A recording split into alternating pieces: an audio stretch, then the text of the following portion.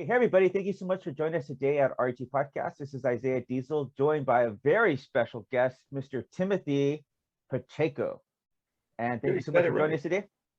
So good to be here, man. This is a long time in the making. I was going to say this has been a long time. We'll get into that in a little bit. But first and foremost, I just want to ask you where you're calling out of.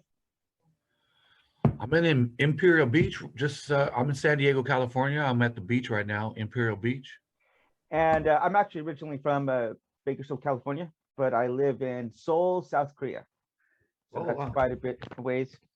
So first and foremost, before we get started, we like to have a friendly fire round where we ask you some random or bizarre questions, maybe some personal stuff. Maybe this one will focus a little bit more about music, but you ready for this friendly fire round? Let's do it. All Fire right. away. So if you were on death row, what would be the last meal you ate? Ooh. I would have a nice fat steak, Steak, mashed potatoes, taters. green beans, and Mm. and a piece of cheesecake for Oh sure. yeah, cherry cheesecake. Okay, Yeah. here we go. Here we go. Here we go. So if you got stuck on on the deserted island, what one item would you want to bring with you? Yeah, Toothbrush. that ain't gonna do no good without your toothpaste, but okay. All right. Hey, I don't like having sweaters on my teeth. If you were gonna live the remaining years of your life stuck in any decade, which one would you want it to be? I'd say the 90s. 90s? I thought you were gonna go with the 70s. I thought you were gonna say either the 60s or 70s, but okay. Here we go. Worst boy I wouldn't band of know how all. to relate. I'm a Right, 90s right. kid. I grew up in the 90s. Worst boy band of all time. Menudo. I'd say they're kind of the pioneers. A lot of people think it was like Backstreet Boys. They're still bad. Yeah, Menudo's kind of the pioneers in that. Okay. And last question. 3 greatest guitarists of all time. Freaking Al Di Meola. Yeah.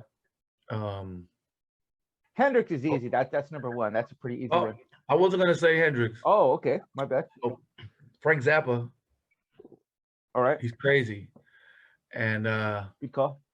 I'd have to say Yngwie Malmsteen.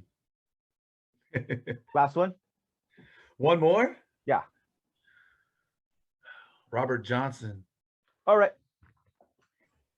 So before we get started, this is what we like to do. I would like for you to give me a 5-minute introduction about yourself and just about your background, history, wife, family, kids, significant other, cats, dogs, coffee, whatever you want to tell me about yourself for 5 minutes.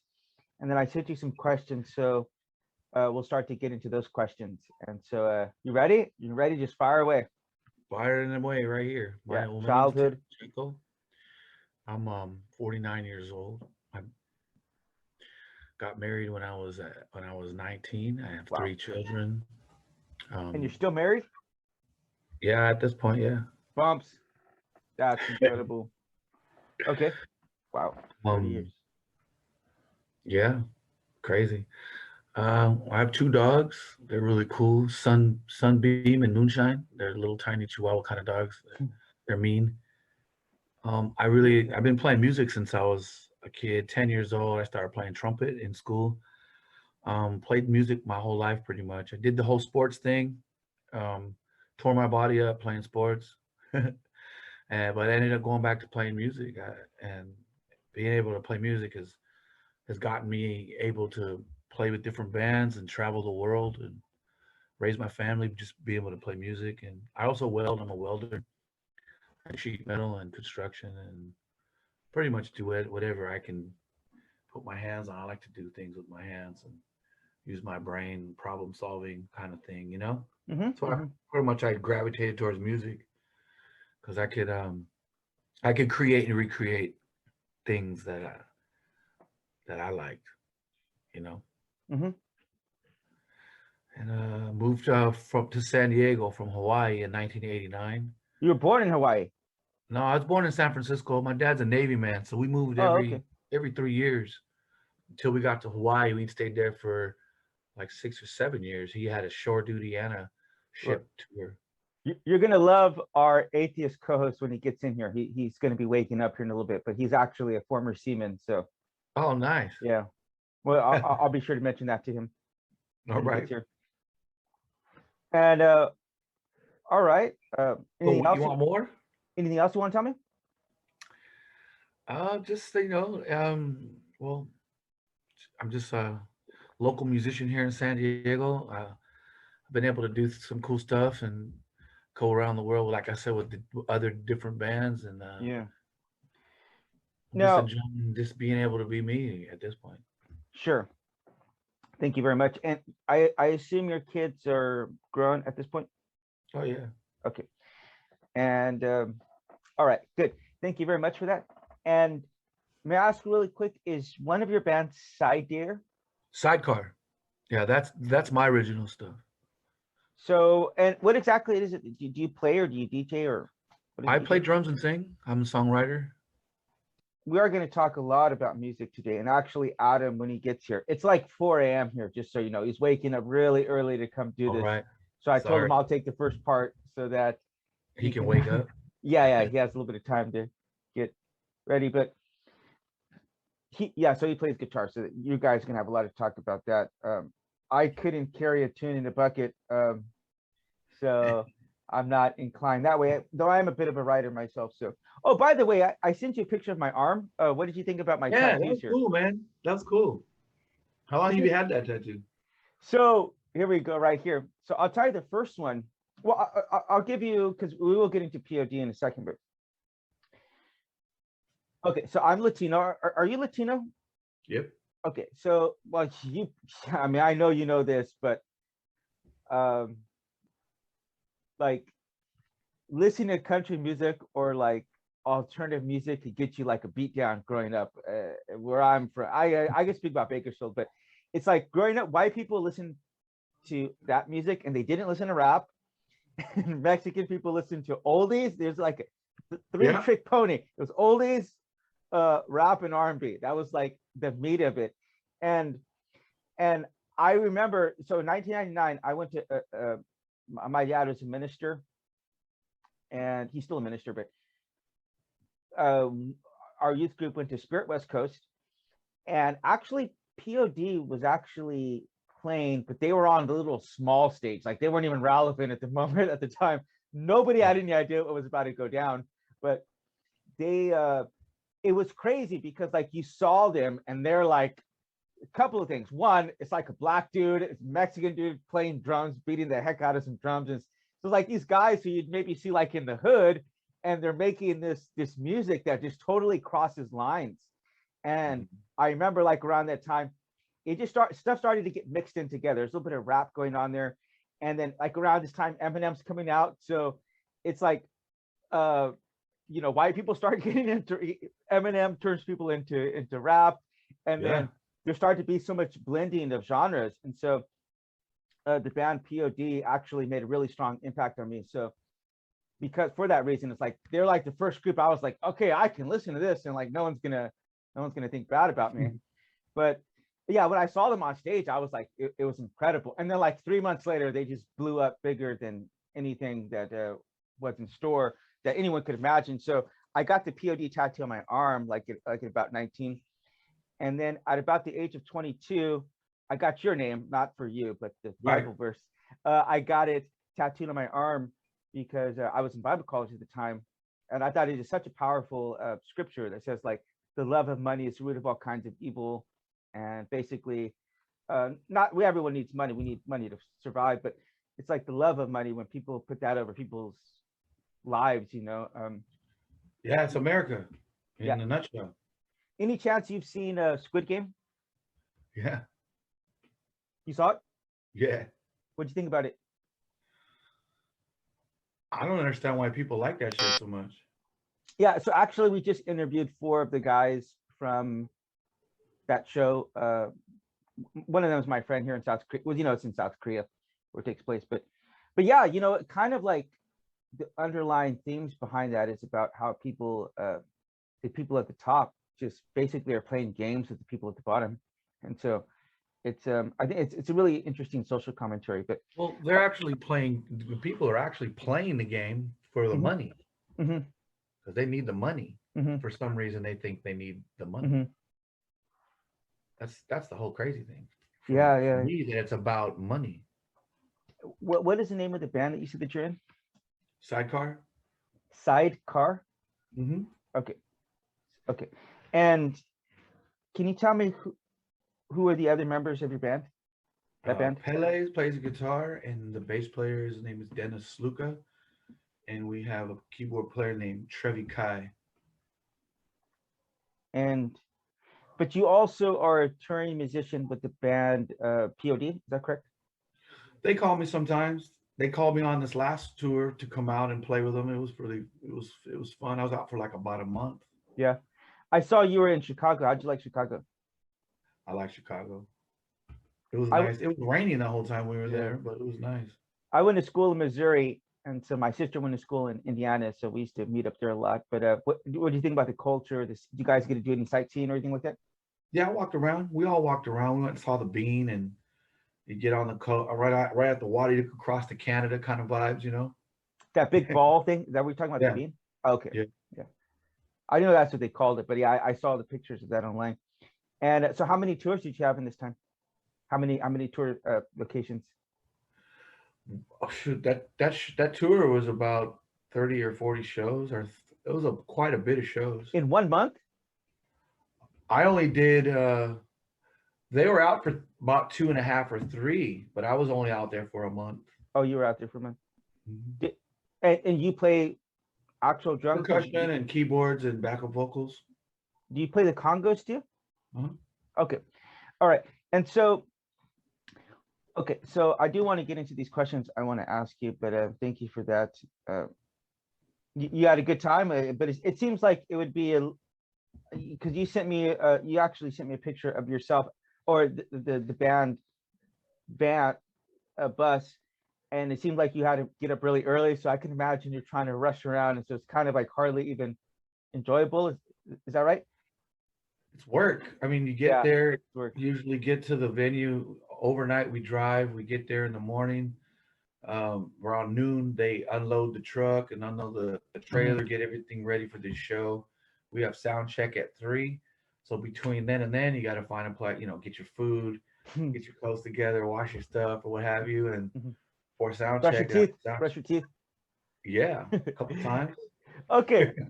So the first question I'm going to ask you is, can you tell me anything about your childhood that might have been an inspiration for your music?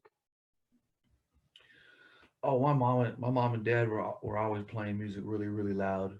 You know, we always had nice Chevys, and moms and dads always had good sound systems. uh Always, we always like we woke up to loud Mexican music or country. My mom listened to country a lot, and we listened to a lot of okay. Mexican music, and My mom was obsessed with it. so it was like a mix of things we grew up with. I grew up. My mom turned me on to reggae. Actually, she used to listen to Jimmy Cliff when we were little. It's kind of how we kind of got it. I kind of started liking reggae. I assume then you like Sublime? No, No? not really, not at all.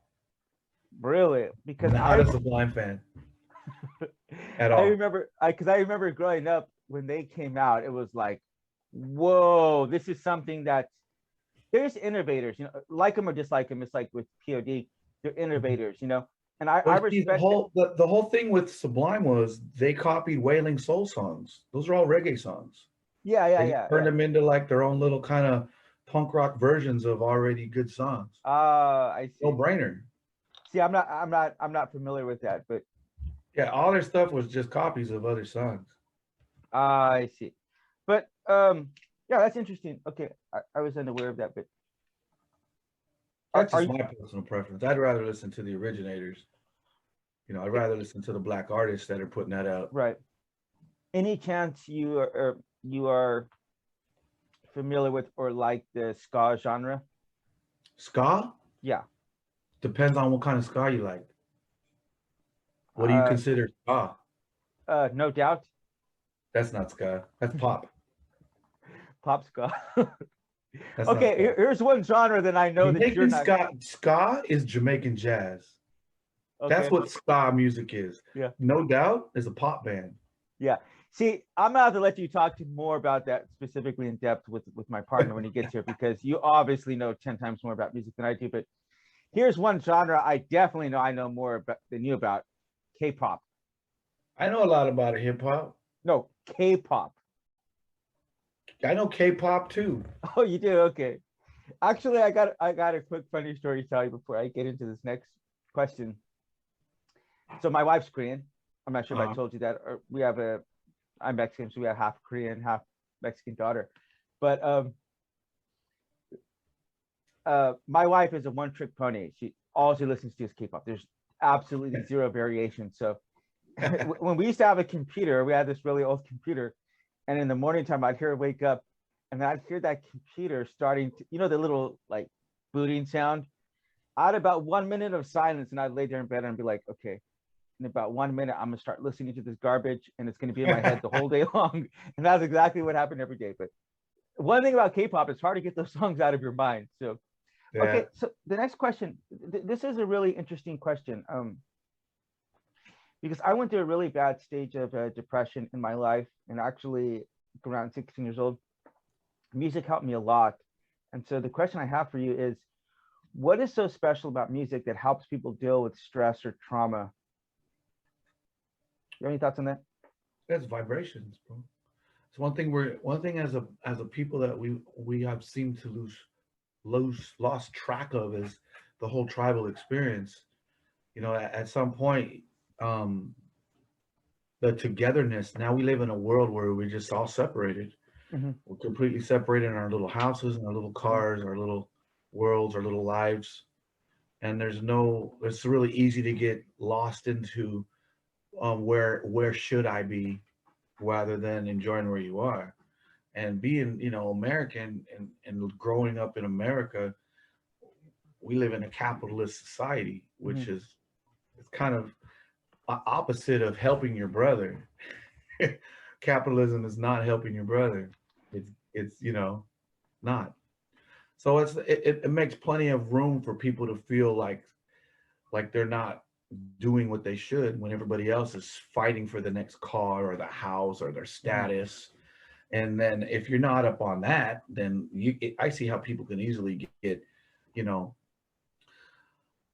like you said, sad and actually depressed, which is Right. just a lower vibration that you bring yourself down to. Mm-hmm. That, I don't think we were taught to be happy. A lot of people just don't know how to be happy. And Sad. yeah. Oh, good. I'm sorry. Music makes people feel, at least when you can feel what's going on, you can separate yourself and just feel what's happening instead of just like, what you think is going on. You can just feel what's happening. I know that's how it is for me for music. Mm-hmm. So I don't think at all when I'm playing music. Actually, that is another question. I think you jumped the gun on this one a little bit. Sorry. Yeah. Actually, yeah, because actually, question number 5 is what's going on through your mind while performing. Actually, I believe it was the Eagles. I believe it's the Eagles. So from what I've heard from other musicians, like you can kind of you're just so in tune with it, you could just kind of play it halfway asleep or blindfolded or whatever. But the Eagles' last show, this is so funny. Like right before they broke up, the guitarists were like really upset at each other, and they were talking to each other in their headphones. I don't know if they had it set up somehow, but the guy was like, "I'm gonna F you up after this show, man," and they're in this really heated debate, and they're just playing, and they just go all the way through. So your mind is just the motions of whatever you're doing is just you're just Well, so the Eagles was actually a super group that was put together by a producer. Each one of those people in the band could have been the leader of the band. So when you get all those personalities, right. that's why it could never work. It didn't work. They hated each Donna other. Henley. Yeah, that's interesting. So you probably know 1,000 times more about music than I do, but so actually I'll just get right into that. So what is going through your mind, or is it just, are you just so in the moment, you're just grooving, like what is it when you're up to, on stage? Well, you know what? The brain is a crazy supercomputer. You have to Mhm. realize that it's faster than any kind of 5G, whatever device you Mhm. could ever dream up of. Literally, when I'm playing and I'm playing drums and singing at the same time, and that's a trip people trip out on. But it's like I can almost think in real time. I can choose what fill I'm going to do in a microsecond. And it's like there's so much space in my brain, but in real time, I don't know, it's crazy what the brain can do. Yeah, that's an interesting way to do. What exactly do you mean by that? By fill? Can you It's like explain that? drum fills, how am I going to play the toms, or what fill am I going to do for in or out of a section? I mean, I actually have time to think about it. I literally think about it. I go through it in my mind before I play what I'm going to play, and So, oh, it okay. happens so fast. Sometimes I get lost and I'm playing and I'm just thinking about other shit. Or have you ever played jazz and you just have to do some improvising? That's how every show for me is. Really? Psydecar is an improvisational band. We play like we just take it out every song. It's never the same. Really? Yeah, you'll never hear the same song played twice Really? ever. We can't do that. Wow. Okay. Wow. When we go into a solo section or what have you, I'll just change the beat. The bass player will follow. He'll do his thing, and then you got to check out a Psydecar show, man. They're online. You can look at them. Sidecar? Yeah, Psydecar. Wait, PSY? Psydecar. One word. Sidecar. Sidecar. Look that up and just check it out. We have so many. I play drums and sing. Guitar player that plays with me, Pele, is amazing. Bass player is amazing. Keyboard player, I used to play with his dad. His second generation player playing in the band now. Oh, okay. So let me ask you something else then. How exactly did you meet the guys of P.O.D, and how long have you known them for? Well, I married my wife when I was 19. 19. I caught that and one. her and Wubby and Sonny are cousins. Really? Yeah. Wait, So I've what? known them since I was 18, before they even got signed. We used to do shows together. My band Soul Power and P.O.D would do shows in Mexico all the time, in TJ. Really? Yeah. We did a show for Mr. Crowns one time in Mexico Really? Wow. before they got signed. Yeah, it was a trip, man. They used to come and they would play a couple songs, and then Sonny would testify and say his testimony about how much he loved Jesus, and then they'd play a couple more songs. Wow. And then he'd testify some more. It was crazy. And let me ask you something. Are you yourself a Christian? I don't call myself a Christian. I don't like to separate myself. But you have some kind of spiritual beliefs? I'm a spiritual person. Mhm. Yeah. And actually, one of the things I really liked about the band is as I mentioned, I remember, I think you saw Southtown. They are wearing oh, actually they're getting like tattoos at the time, right? You see some of them, and I'm not sure if you can see this. I'll kind of show you some. I got tattoos everywhere. Like, actually, I wasn't a Christian for many years, so I got all the different religions: Islam, Hinduism, Buddhism. That's cool, man. I got them all like tattooed. Well, when I was on the Cool. world traveling, doing That's dope. drugs, women, I mean, living a rock style lifestyle, but just without the rock. Like I have no music powers, but just living overseas and just doing whatever the heck I wanted to do. And one of the things I really liked, whenever I can't remember who exactly, it might have been Sunny, but they were like, they asked him kind of like why they were dressing or just doing whatever they were doing the way that they were. And he's like, look, we're not like, we're Christians, but we're not like super theological, like we're not like. Well, it's kind of a slippery slope, bro, when you call yourself a Christian. Uh-huh. Because the gamut of a Christian can be from here to here. Right. You got Christians that that are pretty meek and mild, and then you got Christians that are blowing up, planting bombs and stuff. So it's like Right. extremists in every situation. So Sonny, I know for a fact my cousin has had a lot of flack coming from the ultra Christian side of things, like maybe not understanding some of the things that they do, like the rosary kind of thing, and like the whole like Chicano kind of vibe that they have, Yeah. like Wubby, all the tattoos and like Wait, did you say Sonny's your cousin? and Wub. Wait, they're your. I Wub thought and you. Sonny are cousins. Oh, okay. The So you're drummer saying and because your singer. wife. And my wife is cousins with him. Yeah. Oh, okay. Your wife is cousins with Sonny And Wub. and Wub, and then who's the other? Who's Marcus? Marcus. Marcus is the guitar player. He's the guitarist. But didn't Wub used to play the drums? He still does. But I thought he also does guitar as well. No, Wub don't play guitar. Okay, he just plays. Okay. Anyway, so the point I wanted to tell you that is so I went to Bible college, and this Bible college, they were like really on that other extreme that you're talking about. Right. And one of the things that they did was that they were like just had this really deeply theological divisive stuff, like I grew up Pentecostal. My parents, like, we grew up around drug addicts, and like we had a men's rehabilitation center, and like we just grew up with people in the prison system. You know what I mean? Like that was the crowd that my parents were in the dirt, in the mud with these people, and all I knew was that growing up. So we were like extremely Pentecostal, and when I went to Bible college, these people were very conservative, very like right wing Trumpsters, trumpets, whatever.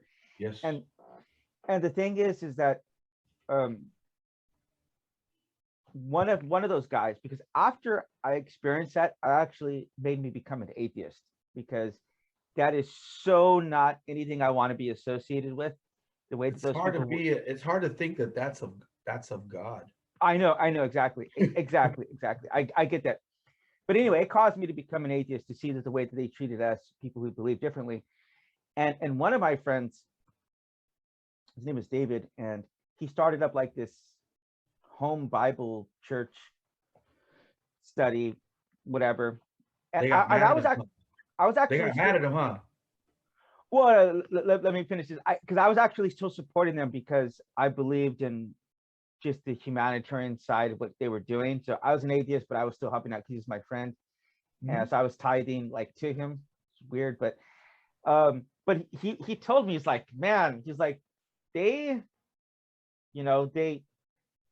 teaching us about all these theological stuff, and we're dealing with people who are like raped by their own fathers, and alcoholics, and drug problems, and like this stuff is just so not helping this average person in the street. It's like they're all into this Greek and post-millennial, just all this theological stuff, and he's like, I'm actually here, like, this stuff was like so unhelpful to the people who I'm reaching. But I do want to ask you, get to this next question.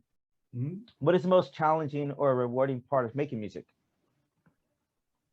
You know what? It's really when, after you're done doing what you're doing, and the people that are watching you, that's kind of when you can connect with your audience and they come up to you and they say thank you. Like they act like you actually touched a part of them that they didn't feel that could be touched, and it was because of the music, or it could have been just one moment in the music, To me, I've had the most genuine people give me the most genuine compliments over just how they were feeling over our music. And okay, and what do you have? Any one particular song or album that has really resonated with people? I don't know, not my stuff.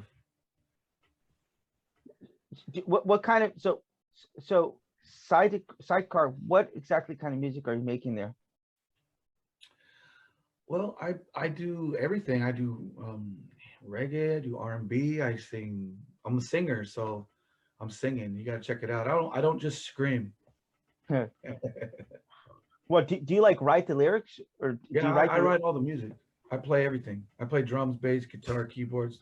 I play trumpet. I play everything. Jeez. I record all my own music. I write all my own music. I produce all my own stuff. So what is like, where do you get inspiration from that? Oh, I'm a muse. I tap into the universe. Mm, I don't listen to music. Like I don't listen to a certain band. I don't listen to a certain style. I don't have a certain like music that I like to listen to. I hardly mhm. ever listen to too much music anymore. The music nowadays is just really kind of crappy. Yeah. You know, it's funny. Growing up, my mom used to tell me that she would, I mean, I'd be playing stuff like Nirvana, Metallica and stuff. She'd be like,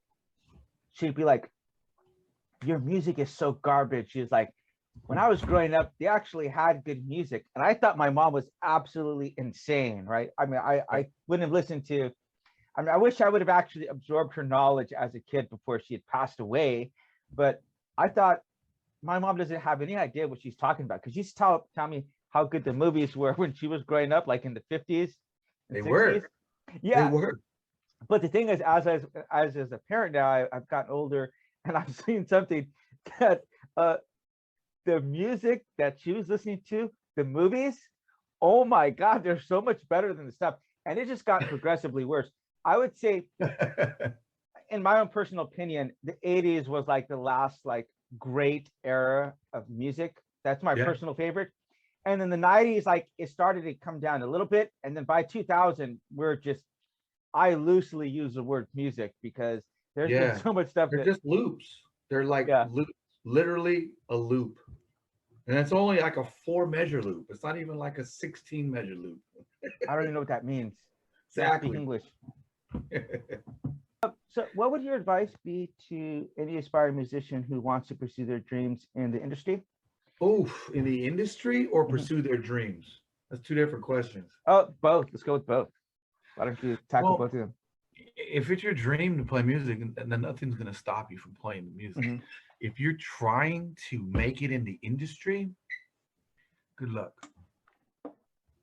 Good luck. It's heartache. It's all nothing but heartache. And unless you know, I mean, some people get lucky and they get a hit and they make the money, but you don't ever see them putting out music. They just, made that money and they're done.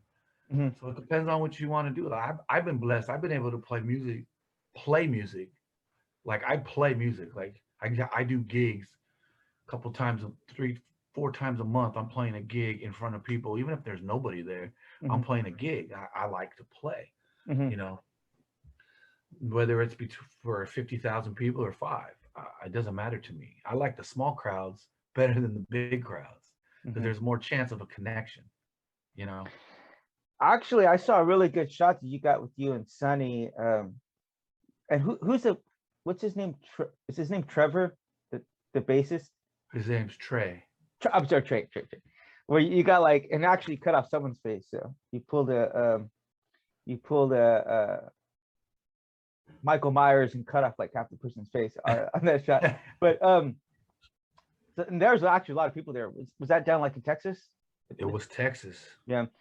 What do you think about what do you think about being in the Midwest? The people, it was just like and I don't know during Corona, like what is just the Oh, vibe? bro, Like? it was a trip, man. It was a trip. The world now is broken, bro. People are scared.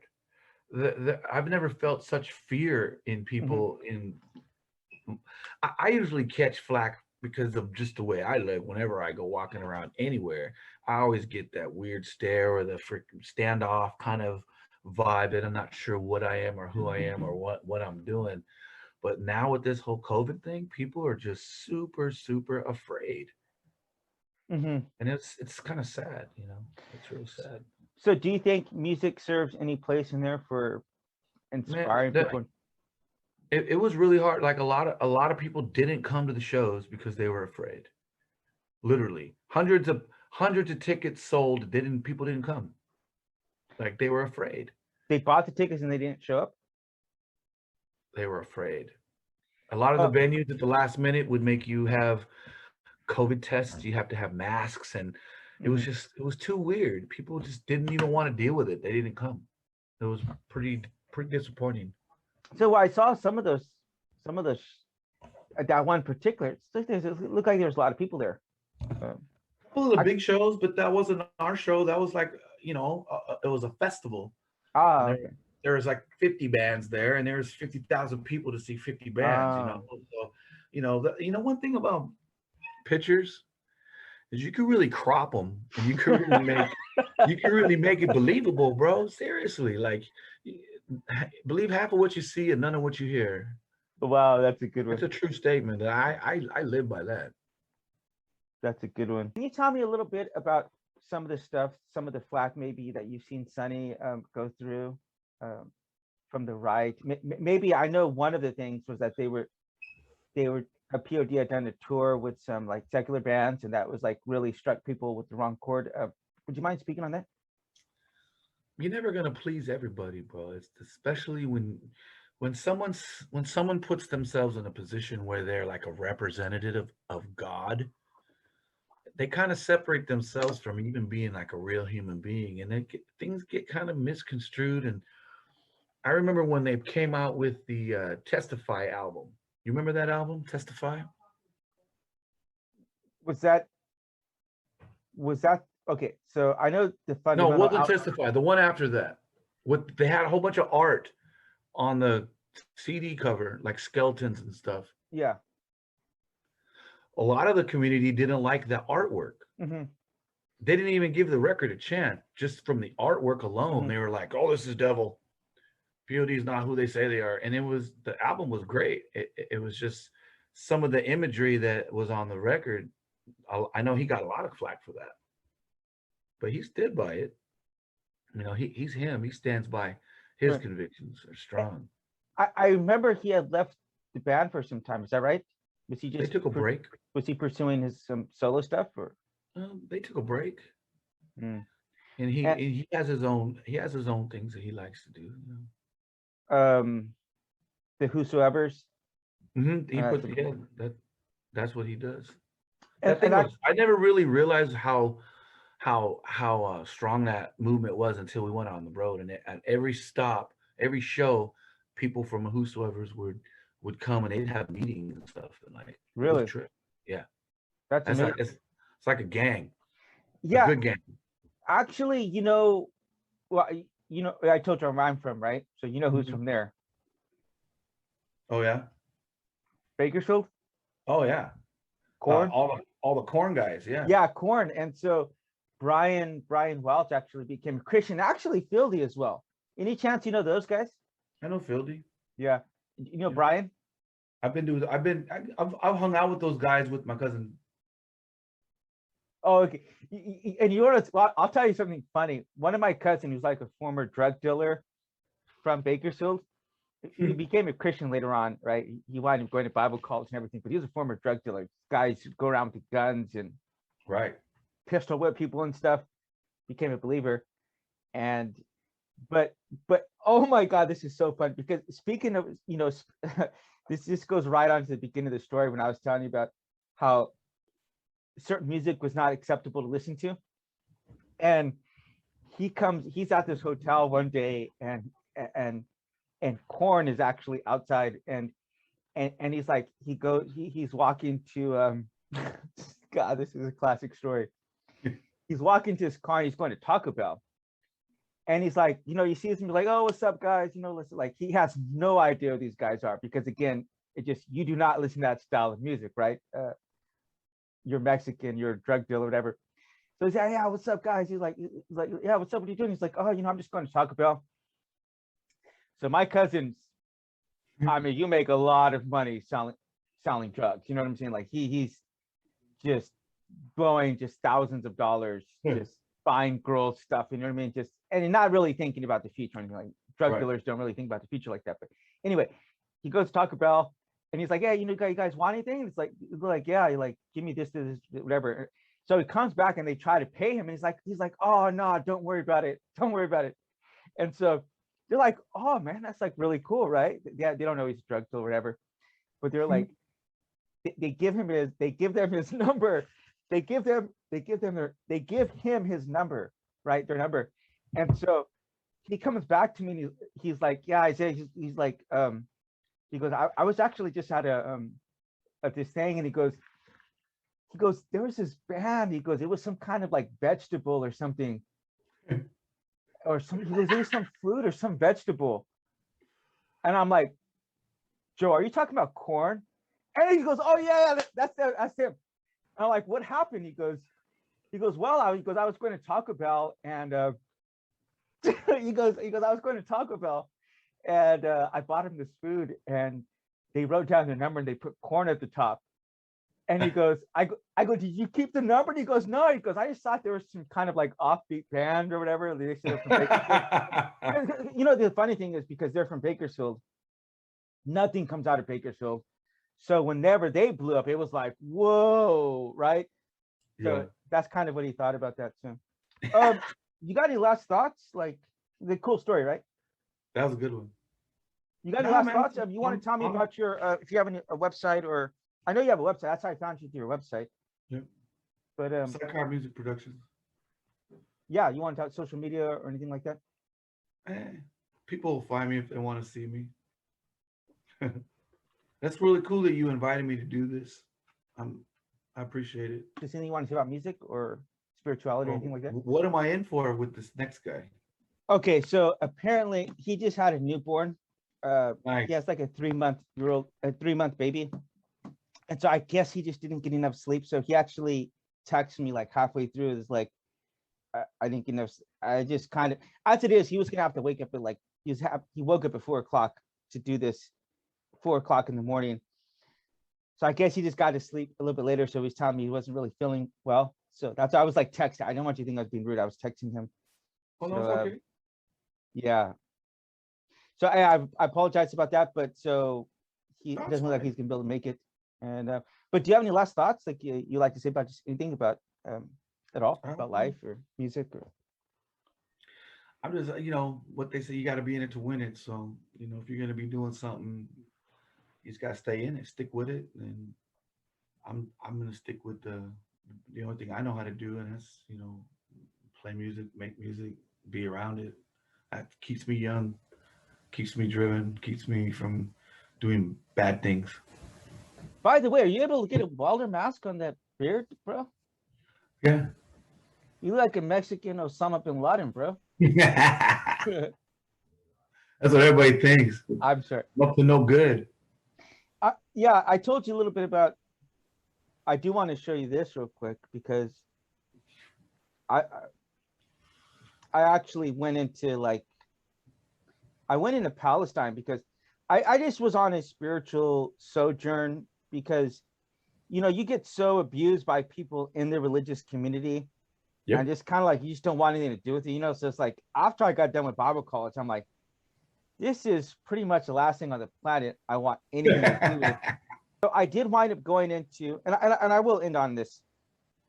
I will end on this story because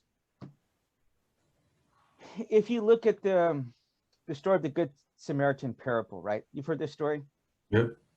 And so what you have here is you have a religious teacher, religious leader, and this person gets beaten and left for dead.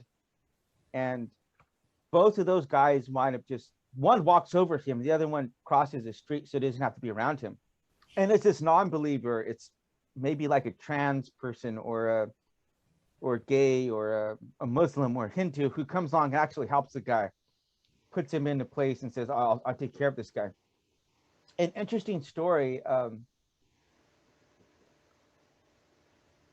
This is actually the only parable in which Jesus actually talks about where it happened.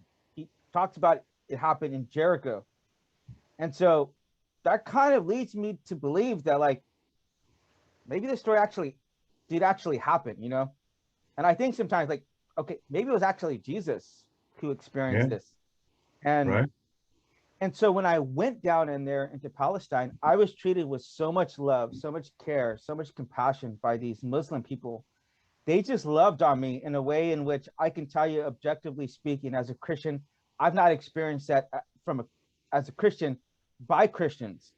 And these people were Muslims. These people were, what I was told, these people were terrorists, or, these people were whatever they say, So it's like you can't, as they say, you can't judge a book by its cover. I can't just look at you and see the beard or the dreads or with Sonny or what's his name, uh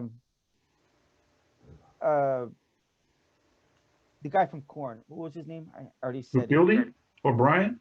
Brian, and say, oh, this guy wears mascara, so you can't be a Christian, or he has these tattoos, or whatever, whatever I might say. You can't make those kind of judgments just from the person and think that you know anything about them, right? True. You agree with that? I agree with that. Well, people do it every day. Yeah, and I'm trying to find this picture. I'll have to send it to you maybe later on. Maybe I'll find it right. Oh yeah, okay, I found it. Here's me, like in a cave, with like an Osama bin Laden like beard. Oh yeah. Yeah. So. Yeah, but anyway, I really want to thank you for your time. Oh, it has been a pleasure, bro. Kind of conversation went a different. I didn't really see it going this way because I wanted to focus on music, but got a chance to talk about some other stuff. So, yeah. Any last thoughts before? Because Adam is not going to be able to make this. So, any last thoughts? We could do this again. I want to speak to your friend. I'll let him know that he's going to be so angry. I'd like to interview with him.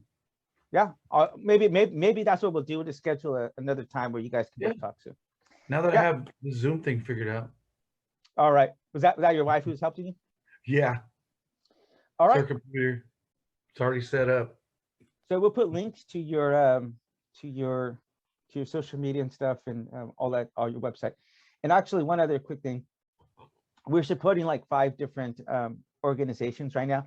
One is like a North Korean like refugee. They help like refugees and stuff like that. That's something I'm involved with it here in South Korea. Another one is like anti-bullying for LGBT community, and then also for like unwed mothers here in South Korea. And let's see what else we are doing. But anyway, we make donations for everyone. So yeah, what interests you the most out of those? Either anti-bullying for LGBT, South Korea or North Korean refugees, or like unwed mothers here in South Korea. Like, what interests you the most out of those?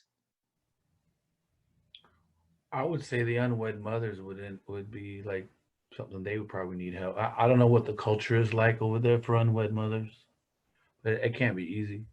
Oh, it's horrible. I can only imagine. I mean, my mom was a unwed mother herself. And part of it, you understand it because they're like really discouraged that because it's like they understand the deeper economic and cultural implications behind that, like why you shouldn't be doing that. So they don't want to encourage it. But the other side, it's like as Christians, like you're humans, like you can't just say, oh, you made a mistake and that's it. That's, we're done with you. Like that's not right as well to do either. You know what I mean? Mm-hmm. So yeah, so we were making a donation on that part, and then we always like to send out a Starbucks card to all of our guests. So yeah, we really want to thank you for joining us today, Tim. And that being said, we want to thank you for joining us today at RG Podcast. Check us out at www.rgpodcast.com. Check us out on Instagram, Facebook, YouTube, Twitter, Spotify, anywhere you really can find someone, you can find us. And we look forward to seeing you back on our next episode of RG Podcast. Be sure to leave us a comment below, subscribe if you're not, and be sure to share with a friend. Thank you and goodbye. Thank you very much.